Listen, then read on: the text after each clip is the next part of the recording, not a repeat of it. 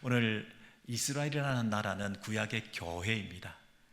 이 구약의 교회인 이스라엘이라는 나라가 어디가 문제일까? 그리고 어디서 고쳐야 될까? 여러분, 그 고장난 부분들이 뭔가를 잘 파악해야, 객관적으로 봐야, 그리고 하나님의 시각으로 봐야 그 문제를 고쳐나갈 거 아니겠습니까? 그냥 내가 생각할 때 별 문제 없다, 우리 가정 문제 없다, 우리 관계 문제 없다, 상대방이 뭐라고 생각하든 내가 볼 때는 문제가 없다, 이렇게 주장할 수 없는 것처럼 하나님께서 보실 때는 뭐가 문제인가, 이런 것들을 좀 살펴봐야 이것이 우리에게 영적으로 변화가 되고 성장될 수 있는 하나의 초석이, 토대가 마련되는 거죠. 변화와 성장을 우리가 추구하지 않는 사람이라고 한다면 이 메시지를 들을 필요가 없겠죠, 여러분. 그죠? 이스라엘 백성들은 어떤 부분에서 고치고 그것을 통해서 하나님의 수준까지 이룰 수 있을까? 근데 제일 문제는 뭐냐면 가장 기본적인 것, 가장 상식적인 것조차 해결이 되지 않고 있다는 부분을 냉정한 자기 평가를 통해서 발견할 수 있다는 사실입니다. 여러분, 이스라엘 사람들은 하나님의 나라 백성들입니다. 그러면 모든 것을 하나님께 구하고 하나님께 의지해야 되는 것은 기본 중에 기본 아니겠습니까? 상식 중에 상식 아니겠습니까? 당연한 것 중에 너무나 당연한 것일 텐데, 오늘 스가랴 10장 1절 이하에 보시면 봄비가 올 때에 여호와 곧 구름을 일게 하시는 여호와께 비를 구하라. 아니, 너무나 당연한 거 아닙니까? 하나님 앞에 비를 구하는 것 너무나 당연한 건데, 이게 처음에 문장에 명령으로 주어져 있다는 것은 뭔가 그 당시 공동체의 모습이 그렇지 않았다는 것을 우리가 암시받을 수가 있는 거죠. 그 당시 사람들이 뭘 했냐 하면, 드라빔들은 허탄한 것을 말하고 복술자는 진실하지 않은 것을 보고 거짓 꿈을 꾸고 말하고 있는 그런 헛된 것을 하고 있다, 이렇게 냉정한 평가를 하고 있는 것입니다. 그래서 백성들이 지금 목자가 없는 양과 같이 유리방황하고 있는 그런 어려움을 당하고 있는 것이 이스라엘 공동체의 지금 현실이다, 문제다. 너희들은 문제 없는 것 같아도 사실은 문제가 많다, 이렇게 평가해 주시는 것이거든요. 여러분, 이해가 되지 않으시죠? 이스라엘 백성들이 하나님께 기도하는 것 너무나 당연한 것일 텐데도 왜 그걸 하지 않냐? 왜 그걸 하지 않고 지금 다른 데 점을 친다든지, 드라빔에게 그리고 물어본다든지, 뭐 우상을 섬긴다든지 하는 방식으로 이 공동체가 이렇게 영적으로 타락했을까? 왜 기본도 안 되는, 상식도 안 통하는 이런 공동체가 되었을까? 여러분, 우리는 그런 얘기를 들을 때 우리하고는 상관이 없다, 우리는 적어도 그렇지는 않다, 우리는 늘 하나님께 기도하고 있다, 이렇게 생각하실 텐데 과연 그럴까요? 이 이스라엘도 늘 하나님께 예배드리고 제사드리고 하나님을 의지한다고 하는 사람들이었는데, 유독 봄비와 관련해서 봄비가 올 때에 이 부분이 그들의 함정이었습니다. 여러분, 이스라엘은 건기와 우기가 있는데, 건기는 6월, 7월, 8월, 9월이 건기입니다. 그러면 건기는 땅이 말랐기 때문에 이제 파종을 하기 위해서는 반드시 비가 와줘야 되는데, 땅이 촉촉히 젖어들어야 씨를 뿌리고 파종해서 그 싹이 나는 그 과정이 필요할 거 아니겠습니까?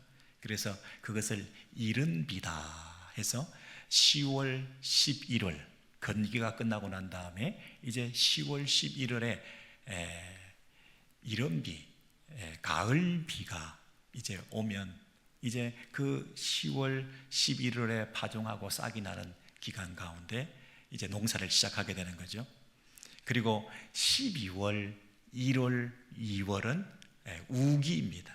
겨울철이죠. 그래서 비가 우기 때는 많이 내리는 거죠. 당연히 비가 옵니다. 근데 2월이 끝나고 나서 이제 3월, 4월이 되면 이제 씨를 뿌리고 자라고 있는 것들이 추수를 앞두고 더 확실히 많이 자라줘야 될 때가 있습니다. 그때가 3월과 4월입니다. 이때 비가 좀 와줘야 됩니다. 이게 늦은 비입니다. 이게 봄비입니다.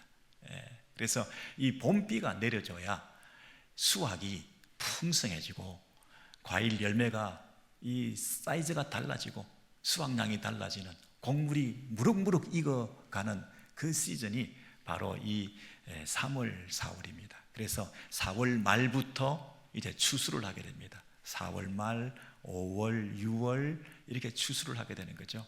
이 추수 시즌을 앞두고 아주 피크를 이루는 그 수확을 양을 결정할 수 있을 정도로 아주 비가 그때는 꼭 와줘야 될 때가 있습니다. 여러분, 우기 때는 12월, 1월, 2월 때는 당연히 비가 많이 오는 것이고요. 그런데 3월, 4월 이때 그 짧은 시간에 이 늦은 비, 3월, 4월의 봄비, 이것이 그 흉년과 풍년을 좌우하는 것이기 때문에 농부들 입장에서는 지금 이때는 비가 와야 됐다, 이때는 비가 와야 됐다 하는 그런 간절한 바람이 있는 거죠. 여러분, 이때 비가 안 오면 농사를 망치는 것입니다. 1년 농사를 우리가 풍성히 거둘 수 없는 것이기 때문에 자나깨나 봄비 내릴 때 비가 많이 오기를 기대하는 것이죠. 여러분, 그런 맥락에서 봄비가 내릴 때, 봄비를 기다릴 때, 아까 보셨습니까? 봄비가 올 때쯤 제때에 봄비가 와줘야 되는데, 이런 비도 중요합니다. 파종하기 위해서 마른 땅이 촉촉하게 되는 10월, 11월에 내리는 이런 비도 중요하지만, 이제 잘 자라서 마지막 수확을 풍성하게 할 수 있는 늦은 비, 3월, 4월에 이제 추수 시즌을 앞두고 막 자라줘야 되는 그때 정말 많이 비가 와줘야 되는데, 봄비가 제때에 내릴 수 있도록 하나님 앞에 기도해야 되는데, 그들은 마음이 조급하다 보니까 어떻게 합니까? 다른 방법이 없을까? 다른 우상에게 절하면 더 효과적이지 않을까? 하는 방식으로 이 공동체가 영적으로 타락했다 하는 것을 진단하는 것입니다. 1년 중에 평소에는 괜찮습니다. 하나님 섬기고 잘 살아가고 있습니다. 하나님 의지합니다. 그런데 절실할 때, 가장 필요하다고 생각할 때, 제때에 내려주는 이 봄비 시즌에는 뭔가 다른 방법을 동원하는 것도 가능한 분위기, 하나님 플러스 알파, 다다익선이라 다신론에 빠지면서 하나님 플러스 다른 것들도 효과적인 것들이 있다면 의지하고 바라보면서 풍요를 추구하려고 했던 그런 습성들이 공동체 안에 남아 있었다는 겁니다. 여러분, 우리는 우상에 대해서 그럴 리가 없다 생각하지만, 사람들이 자꾸 우상을 의지하게 되는 건 뭐냐면 내 통제 안에 둘 수 있기 때문입니다. 내가 소원하고 목적하는 것을 마음에 두고 그것을 이루어내기 위해서 내가 마음을 들이고 정성을 바치고 내가 신을 감동케 하고 내 정성으로 지성이면 감천하는 그런 현상을 통해서 우리는 어차피 뭔가를 붙들어야 되는 존재이기 때문에 잠시라도 내 마음의 허전함을 메워줄 수 있는 그 무언가를 바라봐야 되기 때문에 내가 원하는 대로 그 우상을 내 통제권 안에 두면서 내 소원을 이루어내기 위해서 뭔가 붙들기라도 해야 되니 정한수에 물을 떠다 놓고 절을 하더라도 내일이면 비가 와야 될 때인데 이 봄비 내릴 때에 이 시즌이 지나가면 큰일이니 뭔가라도 더 해서 비가 더 오게 만든다면 그게 더 좋은 거 아니냐 하는 그런 심보가 우리 속에 있기 때문에, 여러분, 그런데 우리 하나님은 당신의 주권을 자꾸 주장하십니다. 내 때가 있다, 내 방법이 있다. 그러니 내 주권 안에 신을 끌어들여서 내가 통제하기를 원하는 우상에 대한 이 욕망이 있는 우리들 입장에서는 하나님의 주권, 천지 만물을 주관하시는, 그리고 창조주 그 하나님이 세상 만물을 섭리하고 계시는 모든 것이 당신의 주권 안에 있다라고 하는 그 하나님을 섬긴다는 것이 조금 막연하고 불편하고 못 믿었고 내 때에 찾아와 주지 않기도 하고, 하나님은 자꾸 당신의 때를 주장하니 내 때에 이 일이 일어나야 되는데 하는 이 절박함이 있을 우리의 마음속에는 이 우상에 대한 끝없는 욕망이 자리 잡고 서식하고 자라고 있는 것이죠. 여러분, 우리는 어떻습니까? 나는 우상을 절하지 않는다. 근데 가장 절실할 때는요, 나는 하나님만 찾는다. 평상시에는 편안할 때는 다 하나님 찾죠. 근데 가장 지금 이 상황 속에서 정말 이때만큼은 하나님 도와주셔야 되는데 하나님이 대답이 없을 때는요, 섭섭합니다. 하나님, 섭섭합니다. 그렇게 기도하고 그렇게 봉사하고 그렇게 헌신했는데 그때 왜 한번 은혜를 주시지 않았던가요? 그때 왜 한번 이렇게 터치라도 한번 해주셨으면 내 인생이 달라졌을 텐데, 이때 정말 한번 물꼬가 터지고 내 경제권이 한번 점프할 수 있고 내 명예가, 내 인기가, 내 삶이 달라질 수 있었을 텐데 그때 한번 나를 조금 밀어주시지. 여러분, 이럴 상황에 우리는 어떻게 됩니까? 사람을 찾습니다. 편법을 씁니다. 돈의 힘을 의지합니다. 여러분, 그래서 하나님을 저만치 옆에다 밀어내놓고 내 방식으로, 내 경험으로, 내 지식으로, 내 때에 그것을 이루기 위한 내 신앙생활을 나름대로 하고 있다고 착각을 하고 내가 잘 살고 있다, 위기 모면했다, 그래도 내가 의지하는 사람들이 있어서 그 문제를 해결했다. 역시 맨파워도 있고 내가 끌어모을 수 있는 자금력도 있고 동원할 수 있는 능력도 있어서 이 어려운 고비를 넘겼구만. 그러면서 다 하나님의 은혜다 이렇게 얘기를 하면 하나님께서 기뻐하시겠습니까? 봄비 올 때에, 제때에 봄비가 와야 될 때에도 하나님을 찾아라, 너무나 당연하고 너무나 기본이고 너무나 상식인데도 이런 명령을 받을 때 마음이 쓰잔해지지 않습니까? 씁쓸해합니다.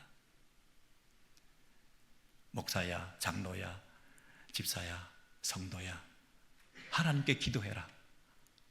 이런 명령을 받으면 얼마나 부끄럽습니까, 여러분?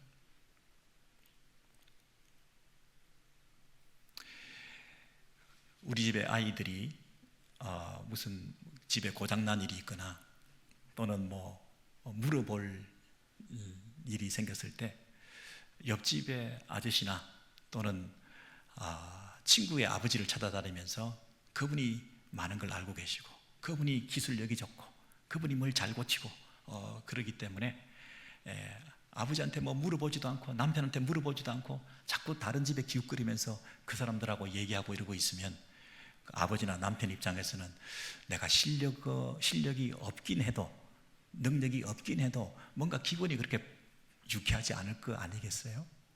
근데 실력 있고 능력 있고 모든 걸 아시는 전지전능하신 창조주 하나님이 내가 실력이 없냐? 내가 뭐가 없냐? 근데 왜 너는 딴 데 가서 기웃거리냐?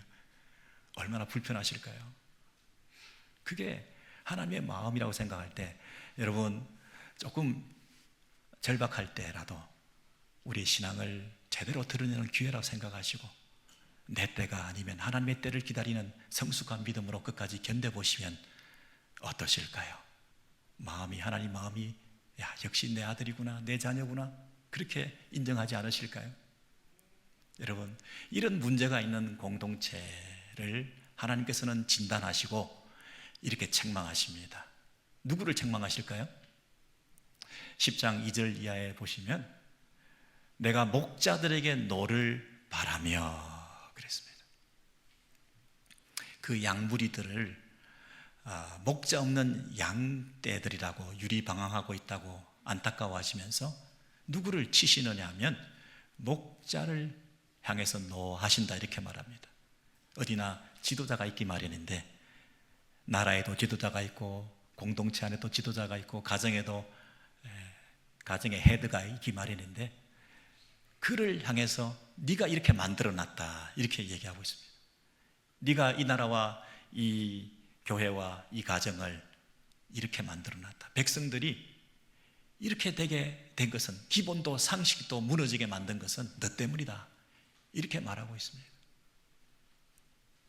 목자가 없음으로 유리하고 있다. 목자가 없는데 어떻게 목자에게 노를 바랍니까? 그 말은 목자가 있긴 있는데 제대로 된 목자가 없다 이런 뜻이죠. 하나님을 올곧게 섬기고 가장 중요하고 가장 급하고 가장 필요할 때 하나님이 응답이 없으시다 하더라도 하나님의 때를 신뢰하면서 하나님의 주권을 믿으면서 하나님을 향한 예배와 기도와 간구를 계속 드리고 있는 그런 태도를 남편이, 아버지가, 부모가, 목회자가, 나라의 지도자가 보일 때 그것이 하나님 그분께 돌려지는 영광이 제대로 돌려지는 것이고 그 공동체가 궁극적으로 길게 볼 때 하나님의 복을 받는 것이지, 일희일비하면서 바쁜 일이 있다고 급한 일이 있다고 쫓아다니면서 기웃거리고 왔다 갔다 하고 있는 너 모습이 참으로 처량하구나. 너는 지도자로서 자격이 없다. 심히 노하신다. 이렇게 말하고 있습니다. 여러분, 목회자가 교회 목사님, 장로님이 리더십이 이렇게 교회를 섬기면서 가끔 성도들한테 어느 집회에 가서 은혜를 받았다, 어느 유튜브에 누가 용하다, 어느 강사님이 굉장히 훌륭한 목사님이다, 그런 이런저런 얘기를 들으면 그런 얘기를 들을 때라도 내가 잘하고 있나, 우리 교회는 잘하고 있는가, 약간 자책이 되기도 하거든요. 내가 좀 무능한가, 내가 충분히 만족을 드리지 못하고 있는가, 이런 생각을 심지어 할 때가 있는 것이거든요. 그런데 만약에 여러분이 다른 어떤 귀한 목사님이 아니라 어떤 이단에 빠졌다거나 정을 치러 다닌다거나 어느 타 종교의 유명한 무슨 스님의 인생 개발 강의를 듣고 삶의 질을 배우고 있다거나 무슨 이 인간 개발 강의를 들으면서 너무 큰 도전과 위로를 받았다거나 이런 얘기를 들으면 얼마나 더 크게 자책이 되겠습니까? 얼마나 더 큰 이 아픔과 마음의 외로움을 느끼겠습니까? 잘하고 있나 잘못하고 있나 하는 것을 생각할 때 이건 정말 지도자로서 자격이 없구나, 벌받아 마땅하다. 여러분, 이스라엘의 지금 지도자는 벌받아 마땅한 거죠. 우상을 섬기게끔 만들어놨으니까. 여러분, 이 절망적인 공동체, 하나님을 섬기는 공동체가 하나님께 기도해라고 하는 기본적인 상식적인 그 명령을 받고 있는 이런 영적 하향 평준화의 길을 걷고 있는 이 나락에 빠지고 있는 이 신앙 공동체를 하나님 그냥 내버려 두시면 어떻게 될까요? 믿음이 우상향하는 것이 아니라 점점 나락으로 떨어지고 있는 이 현상을 계속 그대로 보고 계실 수 없으셨던 거죠. 그래서 지도자를 엄히 벌하시고 하나님께서 특단의 대책을 세우셨는데 그게 뭘까요? 그게 뭘까요? 하나님 자신이 그들의 목자가 되어주시는 것입니다. 스가랴 10장 3절에서 6절까지 보시면 내가 목자들에게 노를 바라고 내가 지도자들인 숫 염소들을 벌하고 내가 만군의 여호와가 그 유리방황하는 무리들을 돌보아 주겠다. 내가 케어하겠다. 돌보아 그들을 강하게 만들겠다. 전쟁의 준모와 같게 하리니 내가 목자가 되어서 여호와가 그들과 함께 한즉 도망가고 버리고 포기한 것이 아니라 끝까지 그들과 함께 하겠다. 그래서 싸워 말탄 자들을 부끄럽게 하리라. 이 기마병들하고도 맞서서 싸울 수 있을 정도로 날쌔고 용감하게, 그리고 내가 가장 앞장서서 너희들을 위해서 싸우는 용사가 되어서 이 전쟁에서 승리하게끔 하겠다. 너희들이 목자 없이 유리방황하는 오합지졸들이 아니라 내가 앞장서 싸우는 여호와의 군대 장관으로서 이제 너희들을 책임지고 전쟁에서 승리하게 되는 강한 용사로 우리 공동체를 만들어 놓겠다. 내가 유다 족속을 견고하게 흔들리지 않게 방황하지 않게 꼭 붙들어 놓겠다. 내가 구원하겠다, 책임지겠다, 이렇게 말씀하시고 내가 그들을 긍휼히 여기기 때문에 그들이 다시 돌아올 수 있도록 하겠다. 유리방황하고 흩어져 있는 그들을 다시 돌아오게 하겠다. 내가 목자니까 끝까지 책임지겠다. 그래서 그들이 돌아와서 그들의 모습이 원래대로 원상 복구가 되어서 내 버린 일이 없었음 같이 되겠다. 완전한 회복을 약속하시는 것입니다. 단순히 물리적으로 회복되는 장소적으로 회복되는 것이 아니라 회복은 관계적인 것인데, 그 관계는 이 언약 관계 안에 내가 너를 묶어 놓겠다. 나는 그들의 하나님 여호와라. 그렇게 말씀하셨습니다. 나는 그들의 하나님 여호와라. 나는 누구란 얘기입니까? 나는 그들의 하나님 여호와라. 그들은 나를 뭐라고 부르겠습니까? 그들은 하나님 여호와의 백성들입니다. 이렇게 부르는 그 관계 안에 묶어 놓겠다. 이렇게 말씀하시죠. 그 관계 안에 들어오게 되면 제일 한 가지 변화되는 게 뭐냐면 듣는 것이다. 내가 그들에게 들으리라. 이렇게 말했습니다. 여러분, 듣는다는 것은 관계 회복의 징조입니다. 관계가 파탄난 첫 번째 징조는 뭘까요? 안 듣는 것입니다. 좋은 관계라는 뜻은 뭘까요? 잘 듣는다는 얘기입니다. 신음소리도 듣는다. 탄식 소리도 듣는다. 한숨 소리도 듣는다. 네가 원하고 바라고 부르짖는 것들을 외면하지 않는다. 이게 관계 회복입니다. 여러분, 우리는 가정에서 얼마나 잘 듣고 계신가요? 부부관계 속에서 얼마나 남의 얘기를 끝까지 경청하시는 건가요? 잘 듣는다. 싫은 소리, 듣기 싫은 말들, 그리고 하찮은 얘기, 그리고 너무 길게 하는 말들까지도 잘 듣는다. 심지어 신음소리도 듣는다. 이것이 관계 회복입니다. 그 관계 회복을 통해서 하나님께서 끝까지 이 이스라엘 백성들을 친히 책임지시는 목자가 되신다. 목자가 된다는 것은 끝까지 함께 한다는 거 아닙니까? 외형적으로뿐 아니라 내면적으로 모든 면에서 너의 심령을 사로잡고 서로가 고백하고 호칭을 부르면서 나는 너의 하나님이다.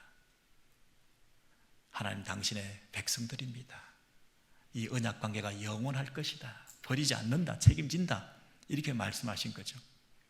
특별히 하나님 여호와라고 말했습니다. 그들의 하나님이라고 말하지도 않고 그들의 여호와라고도 말하지 않고 그들의 하나님 여호와라. 하나님이라는 호칭은 전능자, 초월자, 창조주, 우주적인 하나님을 가리킬 때 엘로힘 이렇게 쓰지만 야훼, 여호와 이 얘기는 친밀하고 우리와 함께 하시고 이스라엘의 하나님이 되시고 우리와 약속을 맺으시고 초월자이신 그분이 내주하시면서 우리를 버리지 아니하실 때 우리는 야훼, 여호와 이런 얘기를 많이 쓰지 않습니까? 근데 그 두 호칭이 합쳐져서 하나님 여호와, 그 창조주가 내 하나님이 되었다. 그 크신 초월자이신 그분이 내 앞에 계신다. 그 멀리 계시는 그 무한하신 광대하신 그분이 내 신음소리를 들으신다. 하나님 여호와, 이 하나님이 우리의 목자가 되어주신다. 이렇게 약속을 하신 거죠. 여러분, 너무 놀랍지 않습니까? 목자가 없어서 유리방황하여 고생하고 있는 그 이스라엘에게 가장 좋은 해결책은 하나님 그분께서 친히 우리의 이런 신실한 목자가 되어 주신다는 것이죠. 오늘 저와 여러분에게도 이 여호와 하나님께서 찾아오셔서 우리의 생각, 우리의 마음도 받아주시고 우리의 표정도 읽어주시고 우리의 문제, 아픔, 눈물도 아시고 닦아주시고 우리의 삶도 친히 인도해 주시고 우리를 강하게 무장시켜 주시고 우리를 이 땅에서 승리하게 하시는 참된 좋은 목자 우리 여호와 하나님께서 우리와 함께 하심을 분명히 믿으시기 바랍니다. 이 하나님께서 우리의 목자가 되어주신다.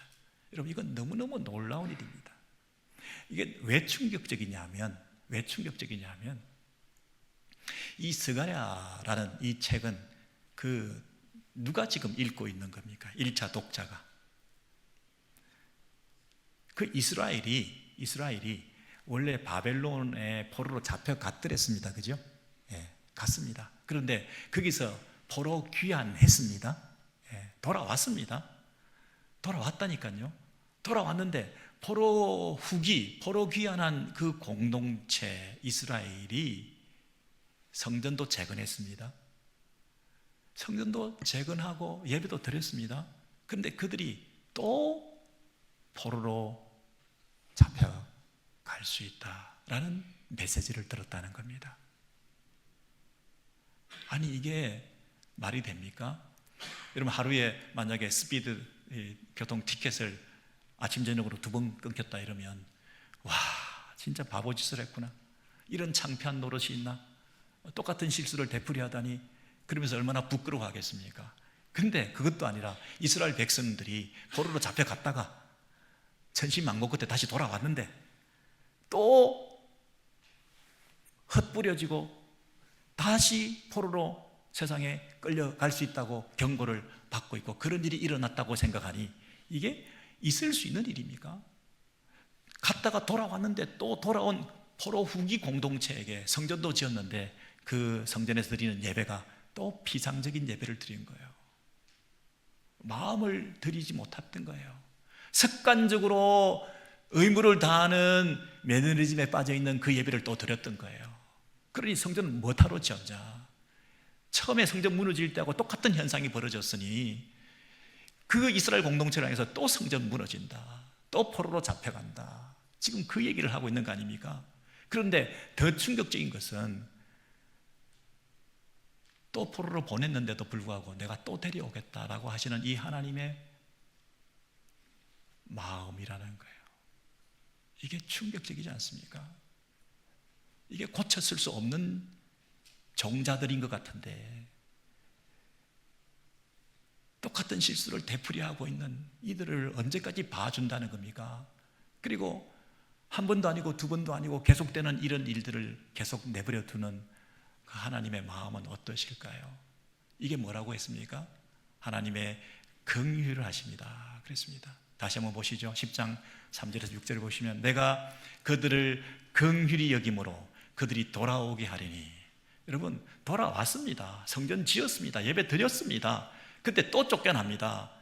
또 돌아온다는 거예요. 또 돌아오게 하겠다는 거예요. 내가 내버린 일도 없는 것처럼 또 하겠다. 너희들과 관계를 또 나는 그들의 하나님이 되고 너희가 나를 하나님이라고 부르는 것 내가 기뻐할 거다. 저런 집 나가고 사고치고 문제 많은 사람들이 아버지 또 부르면 나 너 같은 자식 둔 적 없다 이러고 싶을 텐데 우리 하나님 그러면 내가 또 들어주겠다. 여러분 이런 하나님의 충격적인 신실하심과 사랑에 대해서 여러분 우리가 전율하고 감동하고 눈물 뿌리며 그분을 높이고 찬송하는 것 외에 다른 선택이 있습니까? 나 같은 것이. 여러분 우리는 뭐 나름대로 착하게 신앙생활 잘하고 있다고 생각하지만 여러분 한 발만 더 물러서서 이스라엘의 이 현상을 우리가 보면서 자기를 점검해 볼 때에 이들을 욕하고 나무랄 만큼 우리는 과연 더 경건하고 거룩하게 하나님의 마음을 기쁘게 해드리면서 살아가고 있나요? 아니면 똑같은, 아니면 그보다 더 심한 한 번도 아니고 2번도 아니고 2번도 아니고 3번도 아니고 3번도 아니고 4번도 아닌 계속돼서 나밖에 모르고 급할 때 하나님 찾지 않고 다른 방법 찾아다니면서 여러분 이렇게 몸은 교회 안에 와 있지만 세상에 늘 한쪽 발은 디디고 있는 이런 방식으로 살아가는데도 불구하고 우리 같은 것들을 하나님께서 어떻게 하신다고요? 다시 불러들여서 다시 회복해서 네가 하나님 여호와 이름을 부르면 내가 너희 얘기 듣겠다. 한 번도 버려진 것 같지 않게 다시 원래 관계로 회복하겠다. 그 언약 관계 안에 너를 끝까지 붙여놓겠다. 불변하는 사람으로 끝까지 책임지시겠다. 이게 그분의 신실함과 그분의 한없는 헤세드적인 인자와 자비와 긍휼이라는 거죠. 이 긍휼하심에 근거하지 않으면 우리는 이미 버려졌죠. 이미 포기되었죠. 긍휼하심, 불쌍히 여겨주시는 아버지의 심정이 아니었다고 한다면 우리는 이미 이곳에 있지 않죠. 우리의 불성실에도 불구하고 그 언약의 당사자이신 그 하나님께서 당신의 아들을 대신 보내셔서 그 언약적인 불성실에 대한 책임을 담당케 하셔서 언약의 저주를 몸소 당신이 당하셔서 그 언약의 책임을 그가 담당하심으로 우리가 담당해야 될 그 책임을 그가 다 담당하셔서 그 언약 관계를 끝까지 지속해 가시기 위해서 그 언약 관계 안에 하나님 자신이 오히려 밧줄로 자기를 묶어 놓으셔가지고 그 언약 때문에, 스스로 맹세하신 그 언약 때문에 우리를 끝까지 지금도 그 언약 관계 안에 묶어 놓으셔서 지금 우리도 감히 면목이 없지만 아버지 부르면 내 아들아 그렇게 기뻐하시고 들어주신다니까요. 그래서 그 긍휼하심 때문에 그 하나님의 마음은 긍휼하십니다. 끝없이 똑같은 실수를 되풀이하고 반복하고 있는 그들을 향한 끝없는 긍휼하심으로 또 찾아오셔서 이제는 그분이 직접 이 땅에 개입하신 거죠. 너무 긍휼이 많으시다 보니 뛰어드신 거죠. 너무 경기가 안 풀릴 때 코치가 내가 차라리 뛰어야 되겠다, 그런 마음으로 하나님 그분께서 역사 개입을 하신 거죠. 너무 긍휼이 많으신 그분께서 우리를 불쌍히 여기셔서 하나님이 세상을 이처럼 사랑하사 독생자를 주셨으니 그 아들을 보내시기까지 하시면서 이 세상에 대한 당신의 긍휼과 사랑을 끝없이 나타내신 것이죠. 그래서 그분이 이 땅에 오셔서 자기를 뭐라고 얘기하시느냐 하면 내가 참된 목자다, 내가 긍휼이 많은 목자다, 내가 너를 불쌍히 여기셔서 하나님께서 이 땅에 보내신 하나님의 아들 독생자로 이 땅에 와서 세상을 바라볼 때 그 당시에도 바리새인과 서기관과 사두개인들이 지도자 연하면서 백성들을 착취하고 억압하고 있는 그런 상황을 보시면서 목자 없는 양같이 유리방황하고 있는 그 백성들을 향하여 민망히 여기시고 가슴 아파하시면서 그들을 향해서 목자 없는 양같이 고생하고 기진하고 있는 그들에게 당신의 사랑을 베풀어 주시기 위해서, 여러분 예수님께서 이 땅에 오셔서 마가복음, 마태복음, 누가복음, 요한복음, 사복음서에 공히 자신이 목자다 이렇게 얘기하셨다는 것은 내가 하나님이다, 내가 하나님의 아들이다, 내가 이 땅에 긍휼함을 허락해 주기 위해서 이 땅에 온 너희들의 목자다 하는 사실을 우리들에게 드러낸 사건이죠. 아, 그렇구나. 하나님은 긍휼하신 분인데 그 긍휼이 동인이 되고 그 긍휼이 이 동력이 되어서 이 땅에 그분의 아들이 친히 오셔서 우리를 친히 인도해 주시는 목자로서 오셨구나. 우리는 그분을 따라가는 것이 이제 인생의 남은 삶의 의미구나 라고 이제 그 말씀을 우리가 대하게 되는데, 제일 처음에 이제 무리를 보시고 불쌍히 여기시니 이 대목을 보시기 바랍니다. 불쌍히 여긴다, 긍휼히 여긴다. 그 긍휼한 마음을 가지고 이 무리를 보시면서 이제 제자들에게 이렇게 말합니다. 주인에게, 하나님 아버지께 주수할 일꾼들을 보내주소서 하라. 보내주소서는 기도문이죠. 그런데 그 제자들이 그 얘기를 들었을 때 어떤 마음을 가져야 됩니까? 불쌍한 마음이죠. 지금 이 하나님 나라 운동은 예수님께서 복음을 전하는 그 일을 위해서 이 땅에 오셨는데 복음을 듣지도 못하고 알지도 못하고 이해하지도 못하는, 그리고 율법의 무거운 짐에 매여서 지금 제대로 된 구원과 복음을 이해하지도 못하고 있는 그들을 향해서 이 하나님 나라에 이 동참하도록 하기 위해서 이 제자들에게 함께 이 일에 부름받게 하신 거죠. 긍휼이 많으신 하나님께서 이 땅에 긍휼이 많으신 예수님께서 같은 마음을 가지시고 민망히 여기시면서 제자들에게 이렇게 말합니다. 주수할 일꾼들을 보내주소서 하라. 그 얘기는 똑같은 긍휼의 마음을 가지고 저들을 대할 수 있는 동력자들을 초대한다, 그 얘기 아닙니까? 그리고 그것은 예수님 당대나 예수님의 제자들 때에서 해결될 수 있는 것이 아니라 계속해서 일꾼들을 보내달라고 하는 것을 보면 앞으로 이 운동은 계속되어야 된다는 것인데, 이 기도의 응답으로 오늘 저와 여러분이 긍휼의 마음을 가지고 이 자리에 있는 거 아닙니까? 불쌍한 영혼들, 세상을 바라볼 때 이 하나님 나라에 그들을 불러들이게 하기 위한 하나님의 일꾼들로 우리가 부름받아서 지금 이곳에서 하나님 나라에 함께 속해 있는 존재들이 된 거 아니겠습니까? 그렇습니다, 여러분. 하나님은 긍휼이 많으신 분이셨는데 그 긍휼이 너무 많다 보니 당신의 아들까지 이 땅에 보내셔서 이 세상을 바라볼 때 예수님은 너무너무 긍휼이 많으신 분이니 민망히 여기시는 마음으로 눈물을 흘리시면서 제자들에게 이 하나님 나라에 동참하기를 초대하시고, 그리고 그들을 향해서 같은 마음으로 기도해서 같은 마음, 같은 긍휼의 마음을 가진 사람들을 불러 모아서 이 긍휼의 마음으로 하나님 나라가 확장되는 일에 동력자들을 불러들여야 된다, 이렇게 얘기하는 거 아닙니까? 저와 여러분이 긍휼의 마음으로 이 하나님 나라에 속해 있는 존재들인 줄 믿습니다. 하나님이 긍휼의 마음으로, 불쌍히 여기는 마음으로 여기까지 우리를 인도해 주셨다면 우리도 똑같은 마음으로 세상을 바라보는 시각이 열려야 되지 않습니까? 우리는 때로는 불교적인 용어로 측은지심이나 그저 불쌍히 여기는 거나 그냥 뭐 세상을 바라볼 때 초라하고 가난하고 가진 것이 없고 불쌍해 보이는 사람들 향해서 우리가 불쌍하다는 정도로, 그래서 하나의 생명도 함부로 죽이면 안 된다든가 뭐 방생을 해야 된다든가 이런 식의 생명 존중 사상 정도로 측은지심과 불쌍히 여기는 정도로 생각할지 모르지만, 우리는 이 불쌍히 여긴다는 것이 영혼에 대한 불쌍히 여김이요, 아무리 부자라도 불쌍히 여길 수 있고 아무리 권력자라도 불쌍히 여길 수 있고 아무리 많이 가진 자라도 우리가 불쌍히 여길 수 있는 영혼에 대한 관심 아닙니까? 오히려 가질수록 더 자고해지고 오히려 힘이 있을수록 더 힘을 내세우고 있는 그들을 생각할 때 너무 불쌍하지 않습니까? 영혼에 대한 연민을 가지고 우리가 모든 사람들을 불쌍히 여길 수 있는 하나님 나라의 이 동력자들로 저와 여러분을 부르신 거 아니겠습니까? 두 번째로, 예수께서 큰 무리를 보시고 그 목자 없는 양 같음으로 인해 불쌍히 여기사 그랬습니다.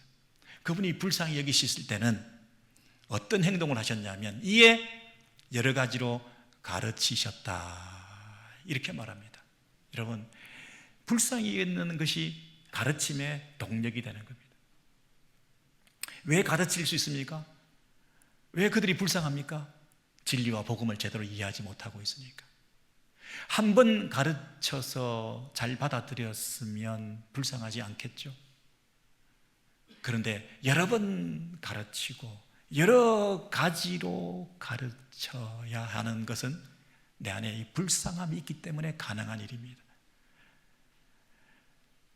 잘 받아들이지 않는 사람을 향해서 이 방법도 써보고 저 방법도 써보고 이 말씀도 전해보고 저 말씀도 전해보고 하는 것은 한두 번 해보고 포기하는 것이 아니라 불쌍함이 있을 때 이렇게도 해보고 저렇게도 해보는 거 아닙니까? 포기하지 않고 끝까지 이렇게도 저렇게도 해서 그 불쌍한 마음을 가지고 그 영혼들을 향해서 가르치고 배우고 전하고 하는 일들을 우리가 계속해야 될 것에 대해서 지금 우리에게 권면해 주지 않습니까? 세 번째로, 나는 선한 목자라 아버지께서 나를 아시고 내가 아버지를 아는 것 같으니 나는 양을 위해서 목숨을 버리느니라. 여러분, 선한 목자의 반대말은 싹군 목자라는 뜻인데, 싹군이라는 뜻은 뭐냐면 이기적이다, 이런 뜻입니다. 양떼들을 이용해서 자기 이속을 챙기는 것이 싹군입니다. 그리고 자기는 위험할 때 도망가는 것이 싹군입니다. 근데 선한 목자는 뭐냐면 그와 반대로 이타적입니다. 어느 정도로 이타적이냐면 자기 목숨을 희생하고 던질 정도로 그들을 위해서 자기를 희생한다는 뜻입니다. 그리고 도망가는 것이 아니라 어떤 위기 상황에서도 끝까지 그 자리를 지키고 책임을 진다는 면에서 선한 목자입니다. 선한 목자, 끝까지 책임을 진다. 여러분, 우리가 선한 목자의 DNA를 가지고 있습니다. 예수의 피가 우리 안에 흐르고 있습니다. 다른 사람들을 볼 때 우리는 이기적으로 살지 않습니다. 우리는 이타적인 사람들입니다. 어디까지? 죽기까지 희생하는 겁니다. 이용해 먹으려고 들지 않습니다. 어떻게 하든지 내가 그들에게 도움이 되려고 하는 입장에서 예수의 피를 가진 사람들이 우리가 정치, 경제, 사회, 문화 모든 영역에서, 직장과 가정과 교회 모든 영역에서 사람들을 대할 때 어떤 마음으로 대합니까? 내가 희생적으로 내 것부터 챙기는 것이 아니라 그들의 유익을 위해서 내 것을 내어놓을 수 있는, 내 시간과 마음과 물질을 다 내어놓을 수 있는, 심지어 목숨까지도 그 영혼을 살리기 위해서 내가 내어올 수 있다는 이런 소명의식을 가지고 우리가 우리의 일을 하고 있는 거 아니겠습니까? 그런 게 없으면 다 사건입니다. 어떻게 하든지 시시때때로 내 이익을 위해서, 내 이속을 챙기기 위해서, 어떤 상황이든지 이 상황에서 내게 도움이 되는지 내게 도움이 안 되는지 그것만 챙기면서 그것이 판단의 기준이 되는 그런 인생을 살면 사꾼들입니다. 선한 목자의 DNA를 가진 저와 여러분, 선한 성도가 되시기 바랍니다. 이타적인 삶을 살아가시기 바랍니다. 자기 것을 먼저 챙기는 그런 인생, 부끄러운 인생 되지 않으시기를 바랍니다. 네 번째로, 양 100마리가 있는데 하나를 잃으면 99마리를 두고 찾아내기까지 찾아다니지 않겠느냐. 여러분, 포기하지 않습니다. 찾아내기까지 찾아낸다. 여러분, 이 본문을 읽으면 항상 여러분들이 걱정하는 것은 99마리는 그러면 어떻게 되는 거냐. 여러분, 99마리는 지금 안전한 양 우리 안에 있는 겁니다. 99마리는 걱정할 것이 없습니다. 왜냐하면 이미 회개했기 때문에. 그래서 요 뒤에 보면 어떤 문맥이 나오냐면, 회개할 것이 없는 99마리보다 회개해야 되는 죄인 하나를 찾는 것이 더 급한 일 아니냐, 그렇게 얘기를 하는 거죠. 이것은 사역의 우선순위를 말하는 것입니다. 회개할 것이 없는 이미 구원받은 99마리를 케어한다고 정신 팔지 말고 한 마리라도 믿지 않은 영혼을 찾아 나서는 그 일이 얼마나 더 우리의 사역의 중점이 되어야 될 것이냐, 그 얘기를 하는 거죠. 여러분, 만약에 제가 목회의 방향이 맨날 우리 장로님, 권사님, 집사님 신방 다니면서 그들과 관계를 잘하고 그들의 집안을 드나들면서 숟가락 젓가락 몇 개 있는 것이 다 알고, 그리고 때로는 다른 교회에서 오신 수평 이동하신 분들, 새가족들 케어하고 정신없이 뛰어다니고 그런 일들만 하고 있다면 우리 목회가, 우리 교회 사역이 제대로 되고 있는 것일까요? 혹시 기존의 성도들이 조금 불편하거나 소외감을 느끼고 어텐션을 적게 받는 그런 한이 있다 하더라도 우리 교회와 상관이 없고 우리 교회 오지도 않을 사람들이지만 믿지 않은 영혼들을 찾아 나서고 그들의 양로원을 신방하고 전도 집회를 통해서 불신자를 위해서 복음을 전하고 하는 그런 일에 더 가치를 두고 뛰어다니는 것이 더 아름다운 일 아닐까요? 여러분이 만나고 교제하는 그 섬김의 대상들이, 식사하는 대상들이 맨날 99마리끼리 우리 안에 있는, 우리 안에서 그렇게 밥 먹고 교제하고, 오늘은 이 식당 가서 우리끼리 또 만나고, 다음은 저 식당 가서 또 우리끼리 또 만나고, 우리끼리 끼리끼리 그렇게 여러 번 반복해서 자꾸 만나고, 만난 사람 또 만나고, 한 얘기 또 하고 이렇게 다니고 이런 섬김의 교제를 하고 있다면 그게 과연 우선순위가 잘 된 것일까요? 여러분이 만나는 대상은 불신자들, 세상 사람들, 죽어가는 영혼들의 관심을 가지시는 게 어떠실까요? 여러분이 숙모임을 하고 소그룹을 할 때 누군가 이렇게 얘기를 합니다. 5명이 참석을 하면 의자를 6개 갖다 놔라. 빈자리를 하나 늘 의자를 갖다 둬라. 그 빈자리는 누가 앉겠냐? 제가 이렇게 질문하면 어떤 경건한 분들이 예수님이 앉습니다, 이렇게 얘기를 하는 사람들이 있는데, 예수님은 영적인 분이라 굳이 늘 임재하시기 때문에 의자에 앉으실 필요가 없고, 그 빈자리에 항상 불신자를, 믿지 않는 사람을, 게스트를 초대해서 거기에 그분을 향한, 그분을 위한 그런 섬김의 자리가, 식사 대접의 자리가, 교제의 자리가 되는 것이 더 아름다운 교회 공동체 모습이 아니겠나. 오늘 몇 명 옵니까? 우리 5명 옵니다. 5개의 의자만 딱 만들어 놓고 우리끼리 먹고 마시면서 즐겁게 시간 보내고 즐겁게 놀고 하는 그 상황들이 과연 선한 목자이신 예수님의 피를 가진 우리들의 모습일까요? 선한 목자, 예수, 긍휼의 마음을 가진 자들이 가지는 그 사역의 대상은 세상을 향하여 민망히 여기는 믿지 않는 영혼들을 향한 끝없는 관심으로 그들을 건져내기 위해서 우리를 부르시고, 추수할 일꾼들이 많이 필요하다, 그 기도 응답으로 오늘 우리가 이렇게 부름받아서 이 현장 속에 있다면 우리의 사역의 방향이나 우선순위는 어떻게 결정되어져야 될까요? 우리의 시간 사용, 물질 사용은 누구에게 향해야 될까요? 오늘 긍휼의 마음이 하나님의 마음이다. 그것이 예수의 마음이다. 오죽 긍휼하시면 이 땅에 들어오셨겠나. 이 땅에 들어오신 그분이 긍휼의 마음으로 선한 목자로 우리를 또 초대하시는데 그 일에 동력하시고 부름받고 우리가 무엇을 하든지 이 마음으로 잘 감당하셔서 어찌하든지 한 영혼이라도 건져내는 그 일에 인생을 바치는 복된 삶 살아가시는 저와 여러분 되시기를 주의 이름으로 소원합니다.